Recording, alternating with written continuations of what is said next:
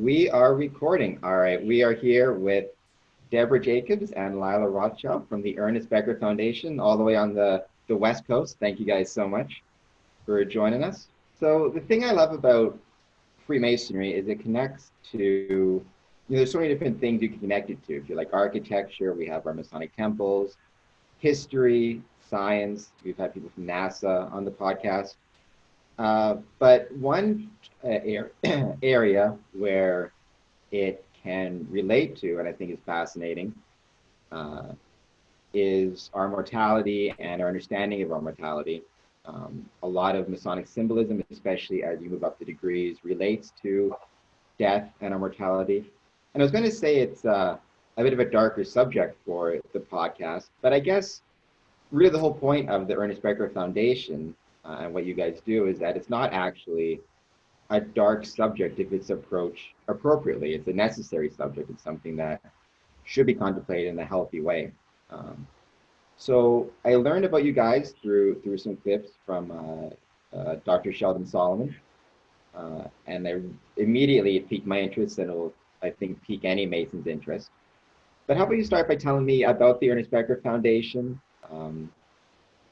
kind of your goals and your purposes in the foundation. The Ernest Becker Foundation was formed in 1993 by a recently retired physician named Dr. Neil L.G. Like most people who are involved with our organization, when Dr. L.G. came across reading Becker, it really just changed his whole framework of thinking and inspired him, including, as you say, to maybe deal with our awareness of our mortality and how much we talk about or engage in the subject of death. You said it's a dark topic, and I do think in our society it's thought of that way, but if we could sort of shift that to just being a sort of natural topic, something real, that would be, I think, probably a healthy step in the right direction. Most of what we do is along the lines of public education. Over the years, we've published a lot of materials, held events and programs. We've supported different types of science and arts projects related to Becker. Currently, we're really focusing our efforts on trying to benefit the current political and social dynamic in this country by helping people think about how to apply Becker's work, whether to their own personal lives or to cause-based things they're working on. So, for example, I published an op-ed in the Seattle Times last weekend on death anxiety and police culture, because I've worked in police accountability a lot. So that's an example. We're doing a presentation in the near future to an organization concerned with gun safety to see how we can help. We're trying to think about where people are working on causes where the very topic itself is a reminder of mortality, such as gun violence or death penalty or something like that. How do people overcome these issues? So the Ernest Becker Foundation deals with all these topics. We put out newsletters. We hope people sign up on our website for our monthly e-blasts. Now, to get into Becker and what exactly it is we're spreading, Ernest Becker wrote a number of books. His most well-known one won the Pulitzer Prize. It's called The Denial of Death. Becker died just a few months at age 49 before he won the Pulitzer Prize. But in The Denial of Death, he creates a theory that basically the uniquely human awareness of our mortality is a primary motivator of our behavior, both on the individual level and the societal level. For example, he points to religion and culture as being things that humans have created to help ease our anxiety associated with the awareness of our mortality.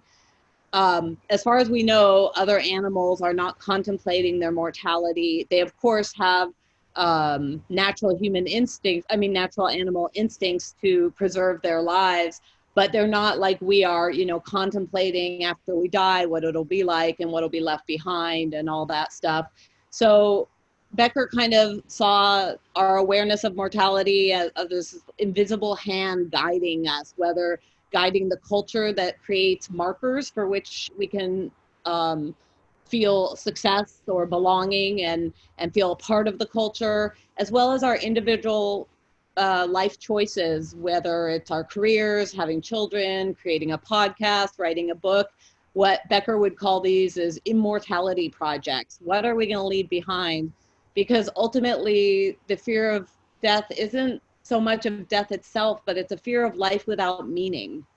And so we have a drive to create something to leave behind in our absence after that. So I would suggest for those people just kind of entering this realm and thinking about this, obviously our website has a lot of material, but the book we recommend people start with is not The Denial of Death, but rather The Birth and Death of Meaning, which is, we think, a really good entry point on Becker's work.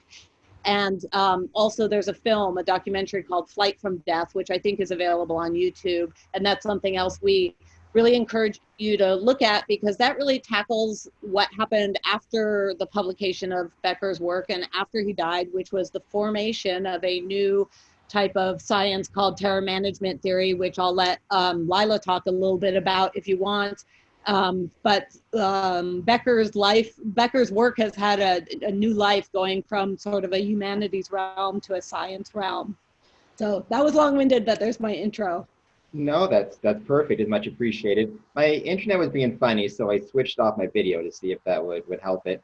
But I'm still here, I promise. I just realized I wasn't even thinking about it, but my Facebook profile pic, which is up there, I love scary movies, so it's a bunch of actresses, and I think in the corner you see Jason from Friday the 13th chop my head off with an axe. So it worked out well, or machete. So it worked out well for today's topic.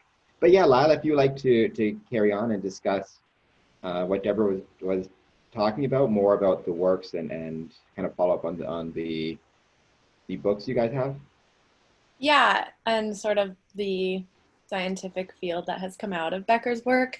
I also just wanted to add, so Deborah is right. We recommend The Birth and Death of Meaning, which I think was published also before The Denial of Death. So it's kind of going in chronological order, then The Denial of Death, and then Escape from Evil is sort of like his last book, which his wife actually finished posthumously after he had died, but he had laid out most of it, and then she just decided that it needed to be published, so she kind of finished it up.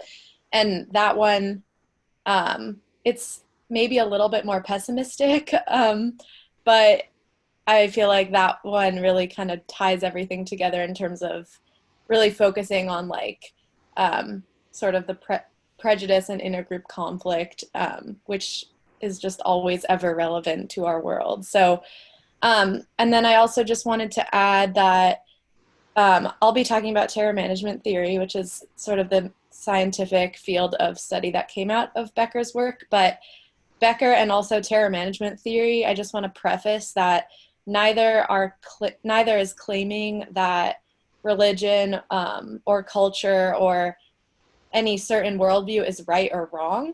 It's simply saying that a big function of those worldviews is to help us come to terms with our death anxiety and sort of make sense of our reality. But of course, neither Becker nor terror management theory can make any of those existential claims about what is and what isn't, true in the after we die realm, because none of us will really know till we get there. So I just want to preface that it's not really about making those claims of something being true or validated. It's more about how it's functioned in our society and what he's observed about that.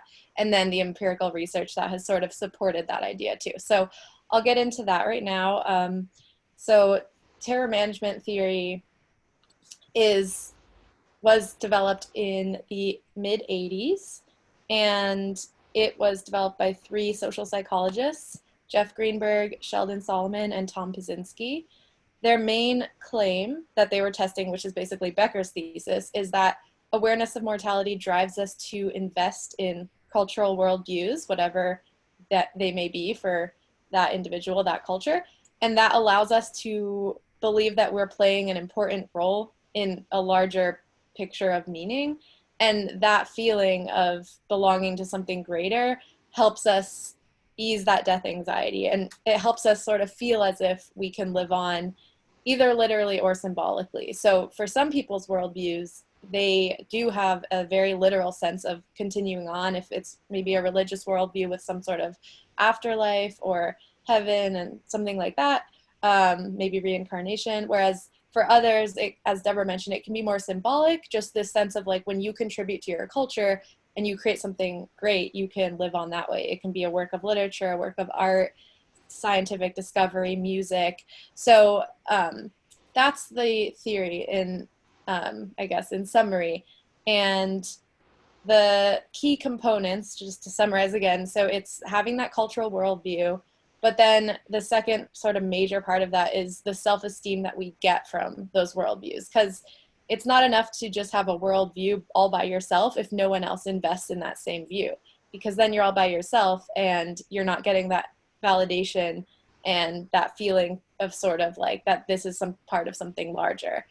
And so that's also why the theory argues that it's so hard for differing worldviews, groups with differing worldviews, to get along, because sometimes just the existence of a different worldview than our own can be very threatening, because it begs the question, well, which one is right? And sometimes it's hard to kind of reconcile. Everyone wants their own view to be kind of the correct view of reality. So I'll get into the findings now. So this theory, like I said, in the mid-'80s, then they started doing empirical study to try to really test these ideas. And they came up with really clever ways to operationalize fear of death and sort of people's defense of their worldviews. And I'll give some examples of that. But the main findings after 30 plus years now is that when reminded of mortality, people they have kind of a set of predictable reactions. They'll seek out self-esteem, become increasingly committed to their own cultures and their own in-groups, and increasingly antagonistic towards out-groups.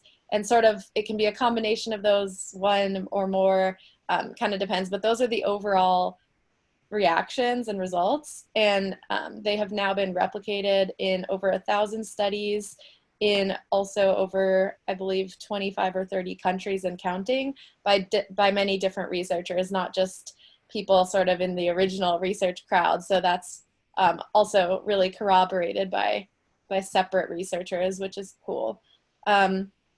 So just to explain quickly how those studies work, what they'll do is they'll remind people of mortality in some way, to see, so it could be very direct, but it can also be a little more subtle. So direct reminder might be asking people to sort of journal about death.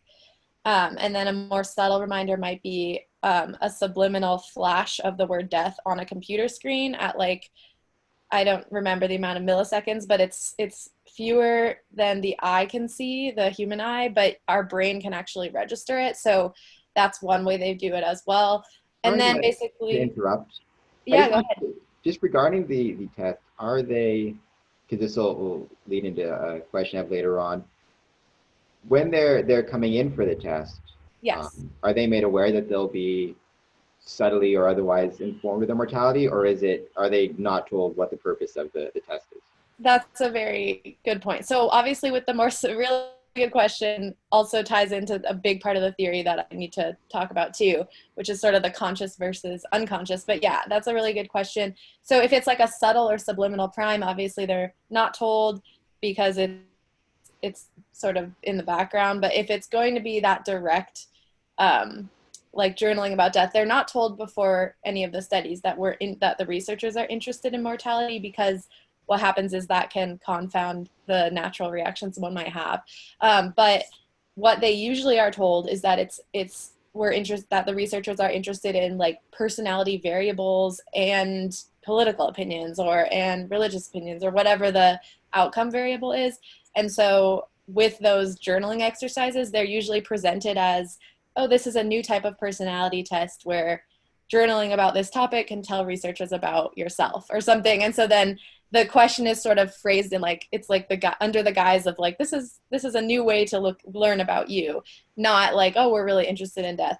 Naturally though, just being asked to journal about death, some people might start just kind of wondering what's this about. So usually after, what happens is that questionnaire will be among many different questionnaires also about personality. So sort of like distractor tasks, they call them, to just kind of keep up the guys and to just kind of also provide a little bit of delay. So it's not like journal about death. Okay, now how do you feel about politics or something like that? So there's almost always this sort of either a distractor task, a delay of time before they go on to answer the questions that the researchers are interested in, or if it's more subliminal, like the word flashing on the screen, or sometimes they ask people their opinions when they're like standing near a funeral home.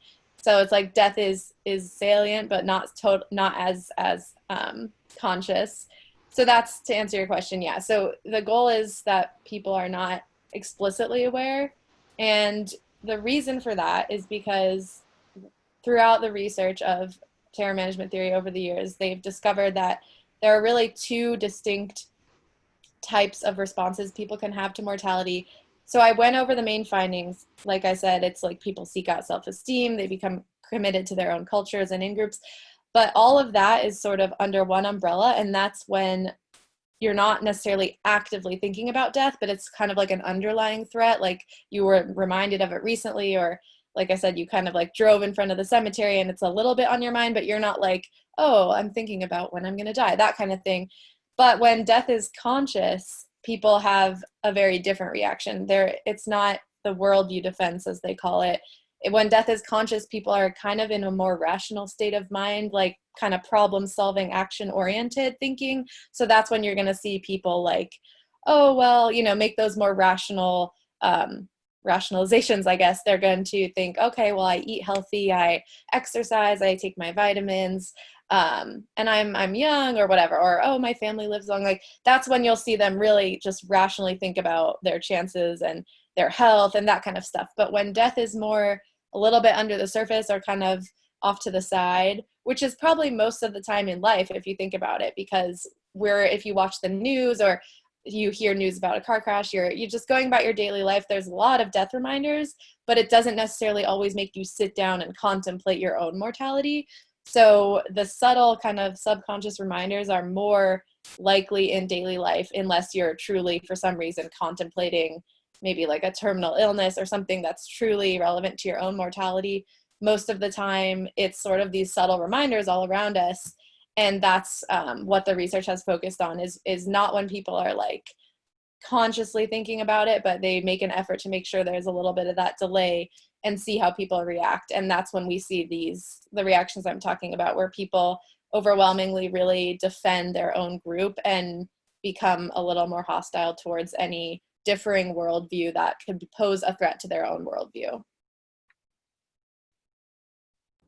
So one thing I'd like to just chime in about how this information like affected my own life. One thing is when I was first taught Becker in college by Sheldon Solomon back in the mid 80s, when they were just in the beginning stages of developing terror management theory, it really, fit for me. It's like things I had observed or thought, it's like, oh my gosh, this makes sense to me. So it was very powerful in my life. And since I'm talking about it 30 years later, but one of the main impacts it's had on my life is when I do react strongly, because I am a little bit of someone who makes some snap judgments, I now have the habit mentally of asking myself, like, come on, Deborah, why do you immediately have a negative reaction to this person? How is that person threatening my worldviews? How is that person like making me feel some kind of way about it?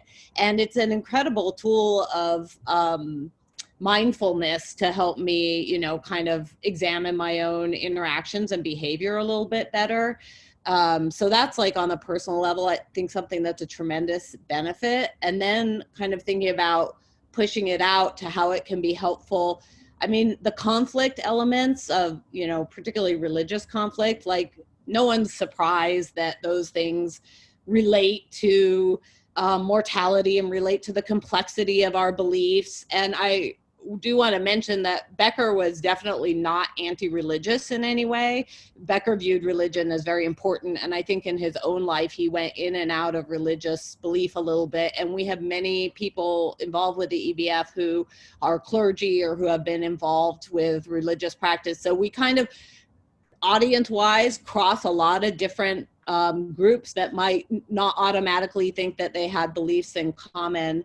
But we think that the information can help people communicate better when they're trying to just build understanding. And I think about it in my own work of police accountability. And I have introduced this work to law enforcement that I've worked with, and it, it gets them thinking about it. And I think it's to just everybody's benefit to try to just, learn this information. It's not a one thing applies to everything. We're not saying this is just the only thing, but it's a really important one that we might be able to help, bridge some differences. So for example, some of the things that can help us react better when we feel that our worldviews are threatened is first of all, to be potentially primed for a conversation about shared values. Like Cameron, I be honest with you, I don't know a whole lot about Freemasons. I did a little research before this interview, but I would love to have a conversation with you about our different beliefs and belief systems and see, how we respond to each other, and if I can learn and be, more open to that information. So I think it has a lot of agency in individual lives as well as in larger scale problem solving, but it's kind of a path to get to that understanding. So it takes patience. I wish that Becker's name was as well known in American households as Freud's is, because so many more of his theories have borne out accurately, but Freud's the name that, for reasons we can probably guess, is the one that has stuck so well. And I'll add one more thing too, is that to piggyback off that, Becker argues that the problem is not necessarily that we're using our culture and our worldviews to come to terms and make meaning about mortality or come to terms with, but the problem is the fact that we're so motivated to use those worldviews often to deny mortality rather than come to terms. So for example, like, just look at our culture, everything is about staying as young as possible, looking young, like, there's, especially, I guess, Western culture, there's just this real ageism, for example, and just the fact that, again, as Becker calls them, immortality projects, the goal is to make a name for yourself and live on, and not have to feel like, not have to just accept impermanence in some ways. We're really motivated to just hold on to that. And so that can be a problem because, so, and again, I guess it's not even necessarily the problem that we want to create something that lasts. The problem is that if we're so motivated to deny the impermanence and mortality and not come to terms with it in any way, then that can often create us being kind of so desperate to ease that anxiety or not deal with it at all, that anytime that something kind of does challenge that, we're just so defensive because we haven't develop the skills to just cope with the fact of impermanence at all. It's more like we just nope, don't want to hear it. We're gonna derogate other people who have that different worldview. No, they're backwards. They're the crazy ones. We are right. And I think he kind of argues like that's why his book is called The Denial of Death. No one is denying that our body will die one day. Like, it's a little bit of a misnomer because often people just get defensive from the title. Like, what do you mean? Of course I know we're gonna die. Like, people don't actually believe they're immortal, at least on this earth, again, regardless of your religious views. But so it's kind of, it can be a little confusing, but what he means by denial of death is like our resistance to dealing with it and our like staunch adherence and like clinging to these things that can sort of help us not deal with it and kind of be like, la, la, la, la, la, so that's the real problem. Not necessarily that we have these culture and worldviews and things to help us have the larger meaning. The problem is how we can become just, I guess, blindly adherent in some ways. Yeah, it's like, at what cost? Like, denying fine, but at what cost? And as we know, concerning the state of our society, there's huge costs that we're coping with that could be, one thing I just feel is like we don't have a very good ability to imagine a different way of living or imagine a more peaceful world, or like we don't believe it's achievable. And I think that part of these reactions, because we'll like, bam, just hit ourselves with these denials when we're feeling that stress or that doubt or insecurity. And belonging is a key part of overcoming this, feeling like you belong. And I think that's another place our society really makes it harder on people to feel like they belong, where we, we're into othering for the most part. Also, Lyla, forgive me if I missed it, but did you tell Cameron about the judges study? Because I think that would be a really important one just No, for the audience. Yeah. just for a quick, yeah, you're right. I didn't give like what a concrete example, and I can, yeah, so I'll do that. And also just one more thing, like you said about the cost, like at what cost. I was gonna say that when you look at something like, as Deborah said, like we're so motivated to not, or to put that off, that if you look at what that's doing to our society, if you look at something like climate change, that is a huge death reminder, regardless of, I feel like even for people who, whether or not you're super invested in and you think our environment is more at risk or less, like people vary on that. But no matter what, as soon as people start talking about that, it is a death reminder, because the argument is that eventually our planet could become uninhabitable for humans, or that it could have these extreme results and really hard living conditions. And that really can bring up mortality. And what's interesting about that is, if we have such a denial of mortality and an inability to deal with that knowledge, that actually results in even further distancing from the environment. And what we see with the research, and from terror management theory has done several studies on climate and the environment, is that oftentimes after bringing up mortality, we see people have an increase in desire for consumption and a sort of decrease in how much they care about environmental wellness. And so it's literally bringing up sort of the urgency and like we're all going to die if we don't deal with this. That can backfire, because if people can't kind of cope with mortality in general, what they're going to do is just push that away completely and not deal with it at all, rather than doing like some smaller things that they could do. So like that's one example of a cost where it's like, if we're not dealing with this, we're exacerbating a problem that exists, because it's reminding us of something that we don't want to deal with. And so instead of dealing with the problem, we're just like, well, I just would rather that not be a problem. And so again, it can inform sort of different ways of messaging, but also just it kind of illustrates that there's this larger underlying, we need to deal with this in a different way rather than always going to denial. And so, as we like to say at EBF, it's kind of about finding the best, healthiest illusion, not really illusion, but something that, meaning that harms the least amount of people. So Cameron, do you want me to give a couple of the examples of some study results? Sure, that'd be great. But before that, I'll go back to what Deborah was talking about. She mentioned she doesn't know a lot about Freemasonry and kind of how that might connect with the Ernest Becker Foundation. Masons love their secrets. So without giving away too much, in order to, there's basically 3 degrees in Masonry. From when you join, you're initiated, and then there's 3 degrees. And once you're past the 3rd degree, you're able to hold offices in lodge and be more active. So there's 3 main degrees. And in order to advance from your 2nd to your 3rd degree, your kind of final step in Masonry, a lot of that degree is focused on a contemplation of your own mortality. Some lodges use actual graves.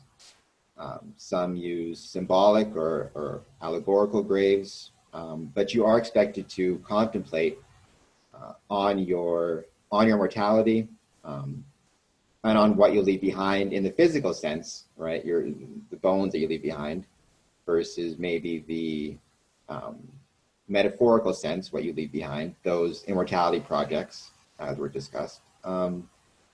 And it's done also, I think it's important to mention, it's done in a non-religious way. So all Masons are expected to believe in a supreme being, but the nature of that supreme being is up to the individual. So that can be, Muslim, Christian, First Nations, Jewish, Hindu. we have men of all faiths. But whatever faith you are, we're all going to pass away, and an important part of advancing in Masonry is facing up to that and considering it in a very kind of quiet, contemplative manner. So that is kind of where the connection comes from.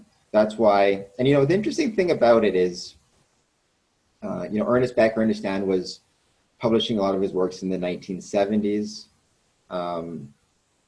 Freemasonry prides itself on its traditions. Obviously, everything changes, but it seems that this idea of contemplation of immortality is pretty consistent through Masonic history, dating to our, quote unquote, foundation in 1717. The idea that to advance, you have to take a moment to consider this. So I'm curious, was there some kind of proto version of terror management theory and Ernest Becker's work that maybe predates it, going back to the 17th and 18th centuries, that Masonry could have either picked up on itself or maybe in some way influenced? I mean, I have no idea, but I know who we can ask. How about you, Lyla? So I would say, yeah, Becker is not at all the first person to say any of this. Centuries of philosophers, thinkers, writers have been talking about this. The earliest story known to man dates from 1800 BC. It's called the Epic of Gilgamesh, and it's about someone who is on a quest to find immortality, and then he's thwarted in the quest, but in the end, the journey makes him realize that he can gain a different type of immortality by being a good and honorable king and living on in people's memories. And so that's what he dedicates the rest of his life to, and then his name lives on in that way. And so that's kind of an example of coming to terms with mortality in that way. And Becker's kind of not saying anything different. He's really saying that in response to this more knowledge that humans have developed ways to feel as if we can live on. And I would also say that, so Becker, I think the reason that even terror management theory attributes this thesis to him is because he articulated it so clearly, and he sort of brought together so many different thinkers and really found the common thread along many different ones. But, we call it Becker's synthesis, actually, not really thesis, because he's not saying anything new. He's just sort of, again, like, hey, look, it happened here and here and here, and look, this person said it. Like, he has so many references in that book, like just every sentence almost is referencing another thinker. So, and I can provide some of those, but he was influenced by Freud, Otto Rank, Alfred Adler, Carl Jung, William James, a lot of the classic psychologists, but also like authors like Emerson and Tolstoy and Camus, Karl Marx. He just goes on. And then obviously like Aristotle, Kant, Kierkegaard, he just really used just this wide spread from great thinkers across the ages and the centuries. Also people like Viktor Frankl, and then some of the more like modern humanistic psychologists like Rollo May and Robert Lifton's not necessarily recent, but anyway, so it's just to say that, yeah, this is not necessarily a new tradition or idea, or it's not like Becker's the first person to observe that we use our culture and tradition to cope with mortality and to make meaning. And so it's very possible that these ideas, you see them in other places, and even oftentimes I'm reading a book and someone will talk about something like this and I'm like, oh, that's Becker, but it's not Becker because he's not the first one. So yeah, and that's the thing with EBF, we're named the Ernest Becker Foundation because it's a way to spread these ideas and to use his ideas to apply to modern issues, but we acknowledge that it's a larger picture as well. For me, it was just the first time I'd read something that put so many things into words in like very succinct, kind of like, wow, I've always like observed these things, but no one's ever quite articulated it, and kind of used evidence to bring in all these examples to just really make you be like, okay, I can no longer, like, you kind of have to agree with him. So. Yeah, and something interesting about Becker as a person, he was extremely committed to interdisciplinary learning. He was a cultural anthropologist, but at the time he was in academics, it was he and that were extremely unpopular. Students loved him. His classes were packed, but he drove his colleagues crazy, and he was extremely persistent about pulling in psychology, pulling in history, pulling in everything together. And I think that's part of what contributes his ability to do that, his ability to cross-pollinate and be outside the silos, I think kind of is part of what Lyla is describing as well. Just a little story. So because he was so unpopular, especially with school administrations, he typically didn't get his contract renewed. So he went to several different schools over a short period of time. And at Berkeley, when they didn't renew his contract, I believe the students independently raised funds for him to lecture to them. He ultimately ended up at Simon Fraser in Vancouver and British Columbia. But as I mentioned, he didn't live a long time. He died of colon cancer, but his wife and he has children as well. His wife's still in Vancouver.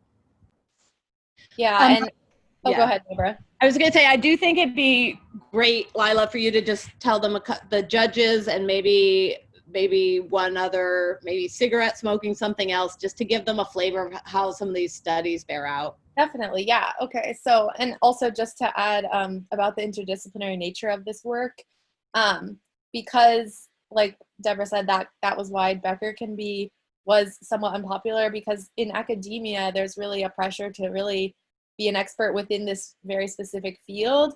And again, it can almost be a worldview challenge when a certain field is trying to bring in all these other fields. The other fields can get defensive and be like, well, but you're not an expert in this. You don't know what you're talking about.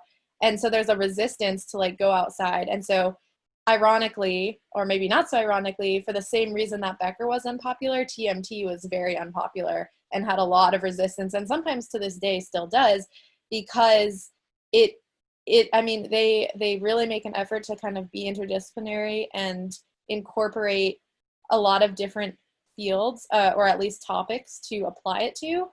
And there's a lot of resistance to really anything that tries to make broad overarching claims about human behavior. And so it can be sort of seen as like, well, you're just saying that death is the cause. Like you're just always saying it's death. And, there's kind of a resistance to that. But their response, the researchers' response, is usually, but that's why we do the research. And every single time, death is coming out with higher statistical effects and sort of having a bigger influence than everything else. And it's sort of like, even if you don't think it's the biggest influence in our life, it's hard to argue that it's not an influence, because it's something we deal with. Like, how could it not affect us? The fact that we know, the fact that we could die, it kind of gets imbued in a lot of our decisions. So on that note, to give an example of like a concrete way this can change someone's thinking, the very first study of TMT, which had a big effect at the time, was actually done with municipal court judges. And the reason that's significant is because judges are sort of known for their objectivity and rational decision making. And so they wanted to see what would happen with judges who would think about mortality. So basically what happened is the judges were recruited. They were told that researchers were interested in the relationship between personality, again, sort of having that guise of like, this is more about personality, and then court judgments. And the researchers said, we want to see sort of what factors kind of relate to that. So the judges were given a packet of questionnaires, and half of the judges within those personality questionnaires had the one that asked them to write about mortality. The other half didn't. They just had kind of some basic personality questionnaires. And then after completing the questionnaires, all of the judges were asked to set a hypothetical bond for a defendant being charged with prostitution. And so participants in that control condition with no death reminders set an average bond of $50 for the hypothetical woman. And then those who had been reminded of death in the other half of the questionnaires, their average bond was $455. So this was just this really huge difference in results, which is kind of alarming when you think about like that can have real ramifications. And the rationale is that, again, when people are reminded of death, they will have harsher reactions to people who challenge their own worldview. And in this case, the argument is that prostitution goes against most people's worldview, and especially probably judges who like are there to uphold the law. And if it's against the law, it's going to challenge that more. And so after being reminded of mortality, Sorry they to interrupt. Oh yeah, go ahead. Yes? The internet's being funny over on this end of the world. I want to try switching to, can you guys switch your videos off, see if that helps the connection? And then, sorry, I missed the last bit you're saying. So I know that the bond was higher, $455 for the controlled group. No, for the experimental group. The experimental group, sorry. So go from there, what you were saying Sure. after that. Yeah, I was just kind of going over the rationale for how that aligns with the theory is that we know that when people are reminded of death, they have harsher reactions to those who challenge their worldview.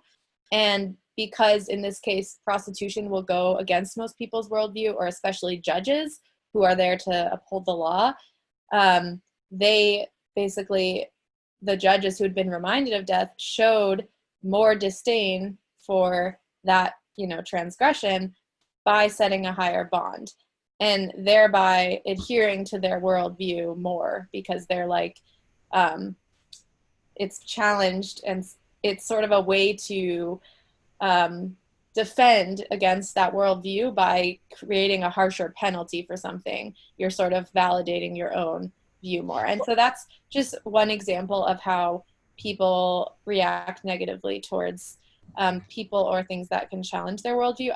And can I just chime in a sec? Yeah. The other factor that I think is important to lift up is that when we do feel threatened, we want to affirm our cultural worldviews. This study was done, I can't remember if it was the late 80s or early 90s, but it was definitely a tough on crime era in this country politically. Maybe today there could be different cultural worldviews held, or maybe the judges would have more diverse backgrounds or other things that influence it. The other thing, just for the audience to understand about what was actually in the questionnaire. So, as Lyla said, both groups filled them out. The question asked of the group with the death reminder was simply, what do you think will happen to you after you die? That was it. Nothing, nothing fancy, not like think about the work, terrible things happening to you. And when they've done studies where they compare thoughts, reminders of mortality versus say making someone think that they're about to undergo like a terrible dental procedure, death still takes the cake over like terrible dental procedures for reminders in terms of eliciting these kind of responses. One other study I really think is interesting is one they did, I think, in Germany on immigrant rights. And basically they did a man on the street interview and asked people about their viewpoints on immigration. And as you know, in Germany, that's been a big issue, just like here. And one group was just, asked on a regular place on the street with commerce, and another group was asked when they were directly looking at a funeral home. And the funeral home group was much more anti-immigrant than the control group. So that's another example I think is kind of powerful. But as Lyla said earlier, literally there are like over 1,000 studies of this nature that'll just show again and again, no matter how you're reminded, you will act out in these certain ways. And also there's been a lot that relate to people's political decisions and voting as well, which is something you could dive into if you were interested with the election coming up. Yeah. Sorry to interrupt. I'm actually curious. I wanted to go back to, I really like the phrase, and it's something I came across researching for this podcast, is the phrase, immortality project, which I never heard before, but I really liked it because I thought it hit the nail on the head. At least in terms of, for myself, one thing I constantly worry about, I never really understood why, I think, until looking into the works of Solomon and Ernest Becker, But one thing I constantly worry about myself is Freemasonry, and how long it will survive. Every organization is struggling with, whether it's churches or community groups is struggling with membership, things like that. Masonry has a long, proud history of, since 1717, of its membership worrying that it was, membership was dropping. It's always been worried about that, yet it's always survived. But it's something I always worry about, because I want Masonry to survive 100, 200, 300 years in the future. So I guess in a way that would be my immortality project, is my concern about Freemasonry existing past myself. How do people, does research show, how do people find their immortality projects? Is it all based on their families, their culture? Do they pick immortality projects consciously or subconsciously? Just kind of, how does it go about people find things that have meaning to them and then try to, have those things exist past themselves? I'm gonna see if Lyla's able to answer anything on research. I'm not familiar, but I think it's interesting you picked that out because it is one of a few phrases in this realm, including even the name terror management theory, where we feel like it's almost a little bit condescending to the humans or the human experience. Oh, that's your little project. Figure out how you're gonna live after you die. But I think for the most part, it plays out subconsciously. And I know for myself, like I chose not to have children, and I've noticed the fervor with which I have been involved in some of my professional life feels almost like a biological drive, like the productivity, the satisfaction I feel when a report is finished and I've turned it in or something like that. I mean, the level of my drive to do this is simply ridiculous.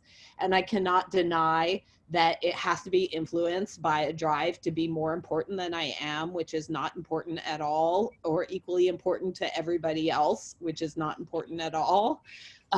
So I find it all like really interesting what people grab onto, or you think about other things like hoarding or terrorism, for example.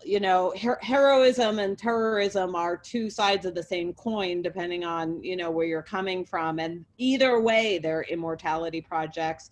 Last thing I'd say about it before I pass to Lyla is we're very aware that we are currently carrying out both Ernest Becker and our founder, Dr. Neil Elgie's immortality projects by trying to continue the EBF. And we don't know if we'll be able to continue it financially. It's, it exists on a shoestring, and Lyla's really our only full-time staff. And we think about, as we try to keep it alive, are we participating in the very thing we're educating people about? And so it's a tricky, you're looking at a mirror of yourself and a mirror of yourself and a mirror of yourself. But I think just having that awareness and asking those questions has value. But I'm not sure we're ever going to escape these things because these are biological needs, they come from deep within. So Lyla, did you have any thoughts on that? The only thing I would add is that like Cameron asked where they come from, like, I mean, or if they're kind of like, we are just born and it's in your family or whatever. And I think, again, kind of like I said earlier, it's definitely what culture you're born into is going to have a huge influence. Worldviews can change across your life. Naturally, there's all the kind of cliche, like go off to college and you kind of change all your opinions on everything. But the main thing, no matter what you end up your like worldview is it needs to kind of be validated by others. And so finding a group, whether that's your culture or just a group that shares your views, because if you're off on your own having a worldview that no one else invests in, it's going to be very difficult for that worldview to provide you any sort of meaning and ability to kind of deal with mortality on that larger scale. Because if you're the only one that believes something, you don't sort of have the support of others to help you with self-esteem and to have meaning. So I think that's the major thing. It's not necessarily sealed in from what your parents think or your culture necessarily, but those are going to be really strong influencers because, again, that's, especially at the beginning of your life, that's what you're surrounded by. But as you move about the world and maybe change your views on some things, definitely possible. But again, most people want to be surrounded by a certain amount of like-minded others to feel like their version of reality or like how they're experiencing the world is kind of, validated, I guess. And the other thing I'll say is that that's why it can be kind of, in a way, the internet these days can backfire in that way, because you can find whatever you want to believe in and have maybe at least several other thousand people who believe that. And you can kind of, especially being isolated, I guess during COVID is a perfect example, but even just people who, are kind of socially isolated, and then they go down a rabbit hole or get in a silo and don't have a community of other people kind of balancing that out or questioning that. All they're doing all day, every day is kind of finding more and more things that validate what they believe without any challenges to that. It can be a little bit of a dangerous combination. I think every Mason listening to this is nodding their head, because we know about how the internet can encourage unfounded conspiracy theories. You type in Freemasons into Google. I've lost a few dates after that. So oh no. There's a few. There's some interesting theories out there about Freemasonry on the internet. That's interesting though, because one thing I've noticed, it seems like everybody wants to be everybody wants to have other people who validate their worldview, but at the same time, it seems like they don't want. Like, everybody casts themselves as them and their buddies are like the minority fighting against, everybody's Luke Skywalker, nobody's Darth Vader. It seems like people want to have this balance of, they want other people to validate their views, but they also want to be the underdogs fighting against, the conspiracy, the deep state, the government, the people on the right, people on the left. Does that have anything to do with it also? It seems like everybody's casting themselves as nowadays, especially on social media, they're the ones who are, fighting the power, whatever that may be, and they're all defining it differently. Is it also important for an immortality project to have an element of struggle to it, that people, either real or imagined, that people are struggling against whatever it might be, trying to keep them down, whether it's, you see it like with QAnon and stuff like that, the deep state keeping them down, or sometimes people on the left, it's the government keeping us down. It seems like that struggle has become an integral part of people's immortality projects. I would say two things. One is that, and then I'll see what Deborah thinks, but for me, one thing is that I wouldn't say it's necessary. I would just say that that's one type of worldview, is to be an underdog. I would also say that that might be a strategy for certain groups that are literally a statistical minority to feel like important and validated, is you have to spin it that, oh, everyone's against us, because if you otherwise, then it's too threatening to be like, well, why do so many people not agree with us? So the only way to like spin that and make sure that you can be solid is like, okay, well, we're the minority, but we're really the ones who are right. And, and then I would say the other element of that is that there just are so many systems of power and corruption in our society that oftentimes like being the underdog is just a very real phenomenon. So what about you, Deborah? I think what you just said is totally brilliant. The other thing I guess I would add is that sometimes being a rebel or being a contrarian or whatever can be part of one's identity and, one's view of, what they're contributing to society, and that can be hard to let go of for them if that's sort of what they've decided distinguishes them as a person. That's more on like the individual level, but mostly I just affirm what Lyla said. Yeah, it's just it's such an interesting topic. I also find interesting, Deborah, that you worked with, you're involved with policing. I was in corrections for a number of years. So even there, there's always I was in corrections when, I'm sure it's happening everywhere, but here in Windsor and everywhere, we're facing the opioid crisis. We're always concerned about, clients or people overdosing, or you're always hearing these stories.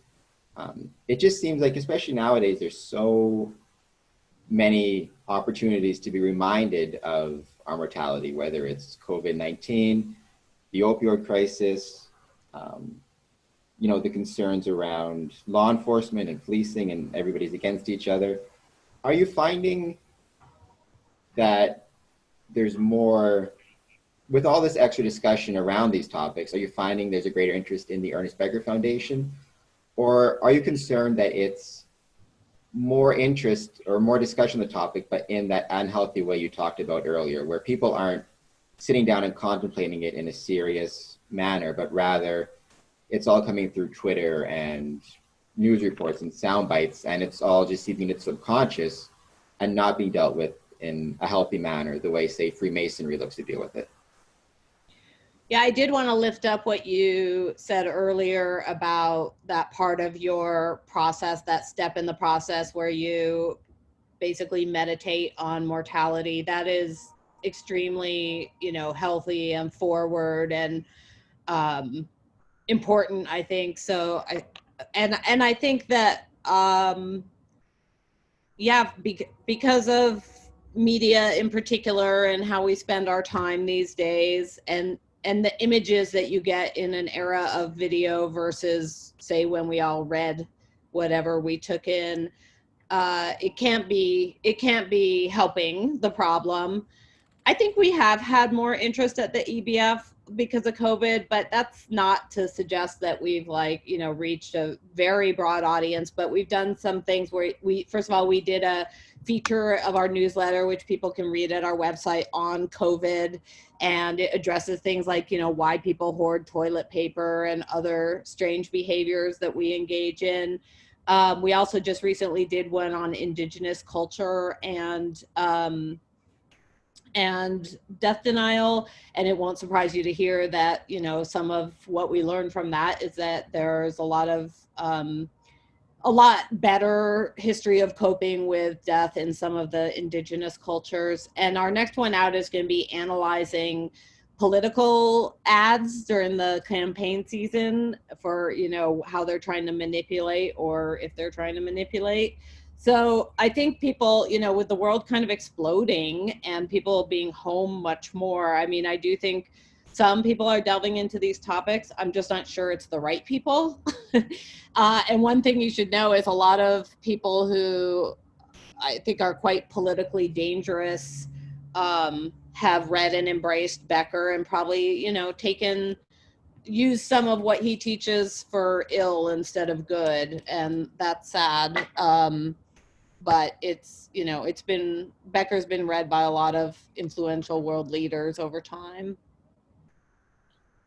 Yeah, it's all about what you do with the knowledge. So I would say, in response to the fact that more people are kind of thinking about mortality on a regular basis.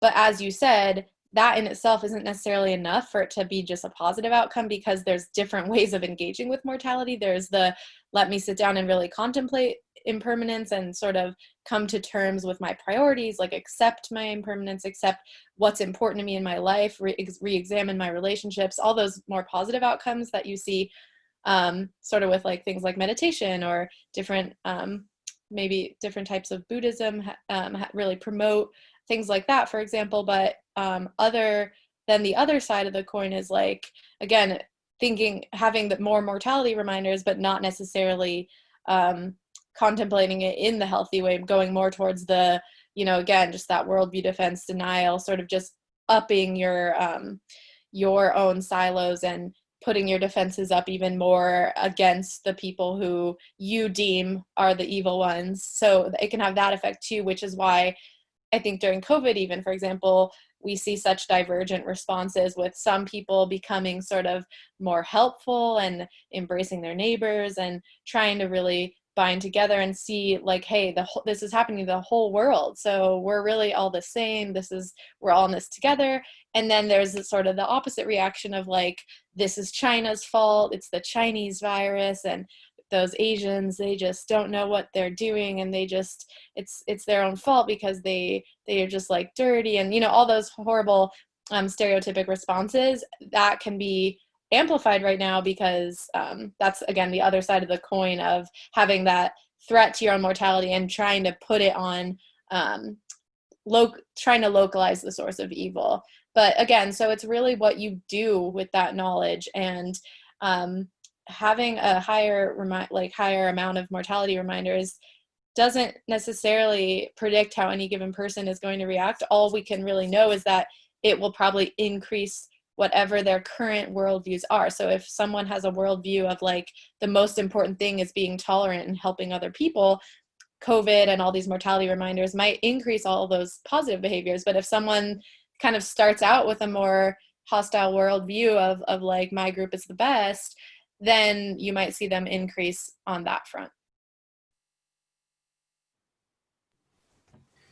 Do you guys, or from the I guess, Ernest Becker Foundation, has there been any research done in relation to terror management theory and the potential benefits or the potential concerns around organizations, around like community organizations, such as, I mean, it could be religious, so churches, synagogues, mosques, but it could also be things like, the Rotary clubs, Freemasonry, obviously. Because I'm just really interested because, the golden age of Freemasonry is usually assigned to the 1920s, with another very significant increase in the 1950s, both of which really corresponded to the end of the First and Second World War, where, originally my thinking was always that probably had to do with guys coming back from overseas from the war and really desiring to maintain those strong relationships that they developed in war. They got used to being, in groups, wanting to remain in that. But after reading Ernest Becker, I'm wondering if that had more to do with kind of, all these soldiers coming back, joining Masonic lodges, had to do with the fact that they would have been so, would have seen so much death, obviously, and so much of their mortality, maybe joining Freemasonry as one of those immortality projects, especially because since probably the 1960s to 70s, you've seen a significant drop-off in membership for all community groups, but especially Masonic lodges, with just a slight increase over the past probably 5 years. So I guess my question is have you done any research in those areas, or do you think that could have something to do with it, that returning from war really did encourage involvement in community groups such as Freemasons and other groups? All of them went through this golden period in the 1920s, Rotary Club, Moose Lodge, all of those type of groups. So I don't think I can answer your question. I would be really surprised if there was relevant research because, as I'm sure you know, there's insufficient attention to even the basic needs of vets, let alone sort of what happens to them after they re-enter society. But I think in general, issues around veterans, and there's a lot of people, like there's a guy who's in charge of the PTSD work for the VA, is a friend of the EBF and interested in Becker's work because people see the connectivity into all these issues. But I don't know of anything that's as specific as you described. How about you, Lyla? Yeah, I don't think that there is specific research about like returning from war and that kind of thing. There is some research on veterans, but actually I don't know if it's specific to TMT. I know some of the existential psych has looked at veterans and their sort of meaning making, how that differs from non-veterans. I think a lot of that work is kind of newer right now. And as you just know, in general, with research, historically, it's almost always the majority of research is with college populations, because again, a majority of research is done at universities, and those are the easiest participants to get. Of course, unless the research is specifically on different populations, then they can go and try to get those samples. But I would say that I think almost, at least from like the theoretical perspective and what people have said, like in Becker's writings and such, what we can extrapolate is sort of, if anything, like after times of war, it's almost easier than ever to like find a worldview and make meaning, especially because it's like you said, you're kind of like inundated with mortality, and then it's kind of like once it ends, all of the things that matter are so hyper clear because it was so at risk of losing that all. So I think I feel like after war's end, historically have been some of like the happiest times in history for those countries, because everything kind of, it's like is calm again, but people are still, it's so recent that they just appreciate everything so much more. And so I think that there's an element of that. And also just, again, like when there's a war going on, it's, well, not so much with today's wars, but like historically, I mean, well, look at World War II, like there was a very clear real enemy, and having that sort of stark, like this is the source of evil right now and we're going to go fight it, like that's a huge sense of meaning and like way to a worldview orientation that is just like kind of black and white in a way, which like so little is black and white, and like, I mean, even like most war isn't probably black and white, but just like those times in history where it was, I think it's probably almost easier than ever after things like that to find meaning, because it was kind of clear. I don't know if this is making any sense, but those are my thoughts. Yeah, it made sense to me, Lyla. And I would also mention that in some of this work we're doing to try to apply TMT thought to, you know, how people in cause-based work communicate. We have a member of the organization, Veterans for Peace, working with us to give us insight on that. And that's, I think, a really important topic and field for people to kind of contemplate these you know, underlying impacts on how people receive their messages. I came across, and this goes to a lot of what you guys have been talking about, but I thought it was a really fascinating thing, and it's something that, you know, preys on myself. I mentioned it before, you know, my concern and my hope for Masonry to survive, you know, well past myself. It was an article, and it talked about a lot of the frustrations that we're seeing in the world right now have to do with this idea that people don't know, you know, how things are going to turn out. You know, there's so much uncertainty, even in something like standard of living. There's always this idea, I mean, it's not always, but for the longest time, this idea that, you know, your parents will have a certain standard of living, but they'll pass on a better standard of living to their children, and then their children's children, and everybody will get a better standard of living, and things will continue. And with the current, you know, economics, with COVID-19 affecting businesses, a lot of people aren't sure if that's going to still be the case. And it just brought me back to this idea of the immortality project that we all have, and how much uncertainty there is in the world right now, and how that's affecting people's behaviors and their concern. And like you talked about, they're more likely to, you know, lash out, be less maybe forgiving, less more worried about things that, you know, more distrusting of their neighbors, things of that nature. Is that something you guys are noticing, or you think is a concern, just this uncertainty about the future and how that's affecting the things people dedicate themselves to?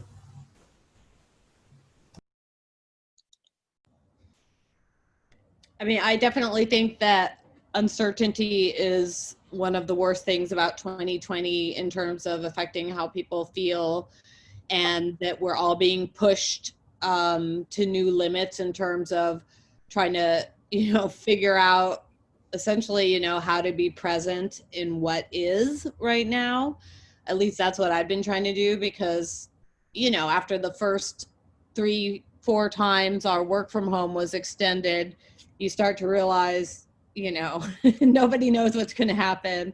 So I do think it's a big impact. I don't know, and I'm not sure we'll ever know how it's impacting people's behavior towards, how they want to spend their time.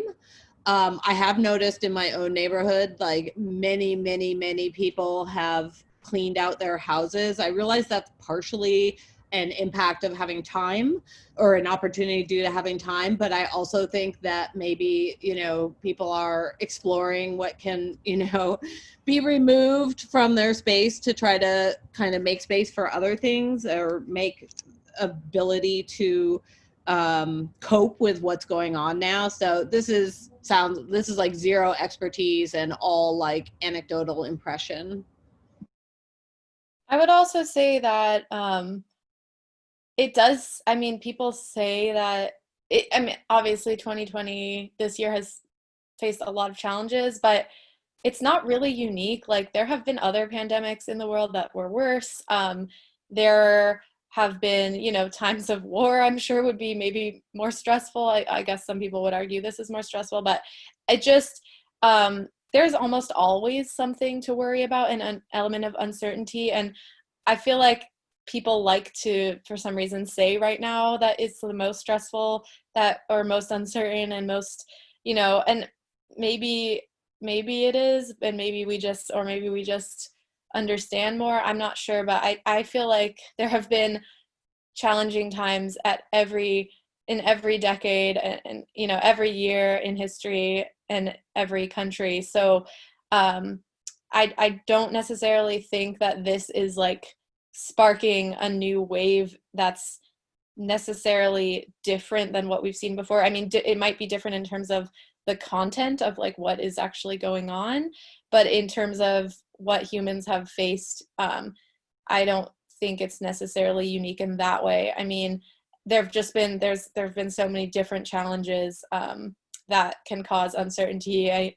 When JFK was president, I think Americans were like very worried about what they felt was a very real possibility of nuclear war at that time, and there were like bomb drills all the time, and maybe now that's translated into active shooter drills, and although nuclear war is still a threat. But I just think that as our world gets more complex, there are different threats, and there's more technology being developed, things like that, so the threats come from different places. But I don't know that we can necessarily claim that it's more now than it has been in the past. So I don't necessarily think we'll see any sort of jump in like responses and behavior. I think we will continue to see predictable human behavior, which we've been seeing over the centuries. That's a good point. It might be more of like a recency bias than anything, just because it's all happening now. Yeah. We think it's the most important thing, whereas like active shooter drills in 1918, and every generation probably thinks its generation is the most complex, or the most dangerous, or the most whatever it might be. Yeah. I will, though, lift up, I actually think, Lyla, that your comparison to wartime to this current time is a pretty good comparison, because like wartime, and even more so, this virus is going to change the way we live quickly. So one example from wartime is men left for war, women started working outside the home, and that was the beginning of women working outside the home.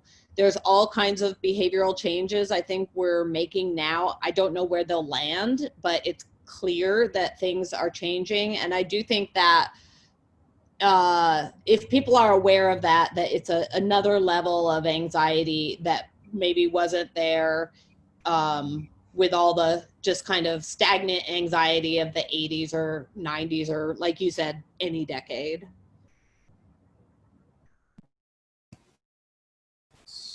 So if people are interested in learning more about some healthy ways to cope with thoughts of their mortality or more on this subject, I'll throw your contact information down for the Ernest Becker Foundation in the description for this video on YouTube and Podbean and Spotify.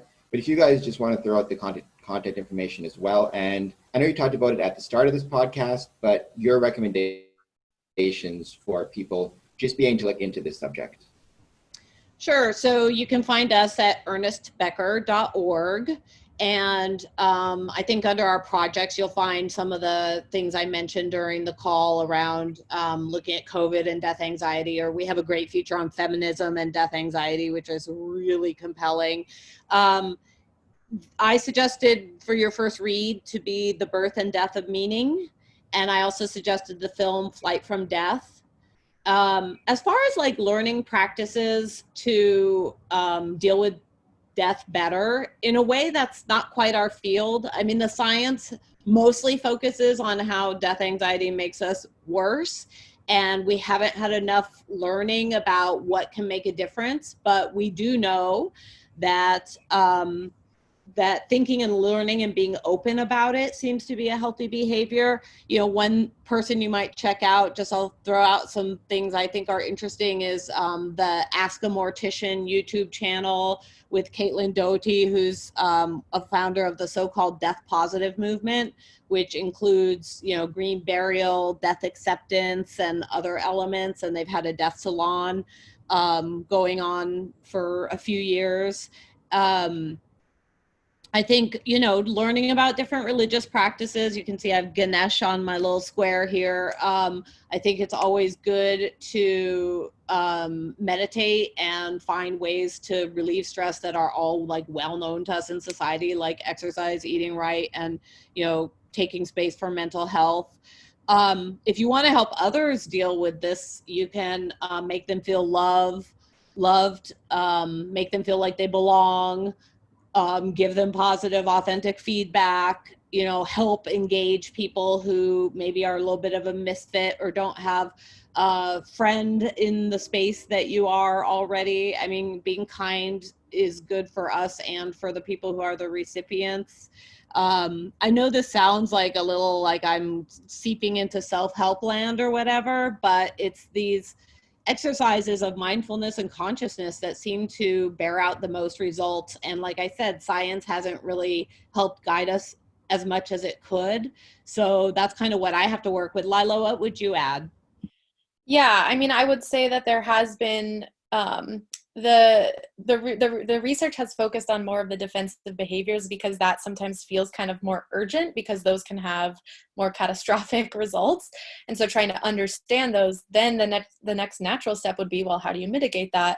And there hasn't been as much research about that, but there has been some, even within the field of TMT, and it sort of affirms what Deborah outlined, which is kind of belonging, caring about others, those kind of things. They've shown that having more pro-social aspects of your worldview salient or like dominant in your own values, then those will show up even under conditions of threat, under mortality awareness, because those are already part of your worldview. So that kind of, it's a question of instilling more positive values, tolerance, compassion into our cultural worldview, which obviously is kind of a tall order, but it's a question of education. It's a question of incorporating these values earlier on so that they're already part of someone's view, and it's not so their default might be to go to something more helpful rather than more hostile, I guess you could say.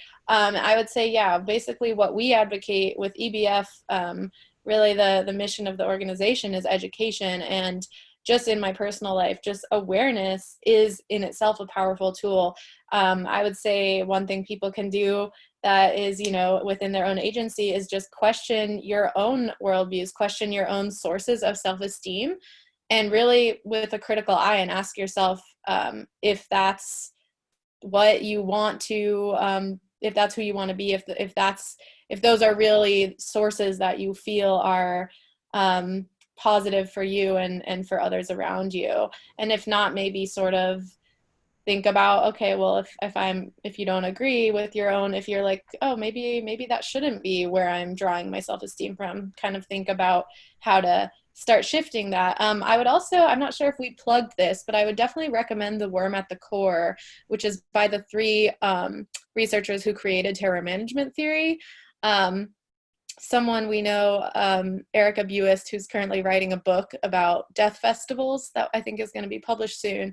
She told me that she refers to denial of death as the Old Testament and the worm at the core as the New Testament, because it's basically just kind of like as a joke, but the worm at the core is more about sort of applying, summarizing Becker and TMT and really applying it to a lot of modern day examples. And at the end, they kind of do give some takeaway messages and sort of how can you use this in your life. And it was published in 2015. So it's a lot more recent, and it's super understandable for anyone. It's not as sort of heavily psychological as Becker can be, even though I think Becker is accessible to read. The Worm at the Core is definitely sort of like, it could be a coffee table read, but just in the sense of like it's easy to read and interesting and humorous, and it flows well, but it gets you all the information. So yeah, and then I would just say to sign up for our email list to get updates about,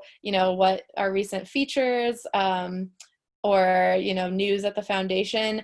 If you go to our homepage, it's just right in the middle of the homepage to sign up for our email list. And again, that's ernestbecker.org, and it's Ernest ERN, not EAR, not like Ernest the word. So just some people get that wrong. But if you Google Ernest Becker Foundation, we'll definitely come up. And if you're looking for the features we mentioned about COVID, feminism, Indigenous culture, all those features are on the homepage under the, if you go to the tab that says This Mortal Life, we have all of our features listed there. All right, well, I'll just come back on quickly to say thank you guys so much for taking the time to join me all the way from the coast, from Seattle, right? So. Oh, Deborah's muted. She said, I'm in Seattle. Where are you, Lyla? I'm currently in Tucson, but West Coast. So. Well, from Windsor, Ontario, thank you guys so much. I appreciate you guys taking the time to join us. And everybody watching, hit the subscribe button, all that good stuff. Thanks for having us.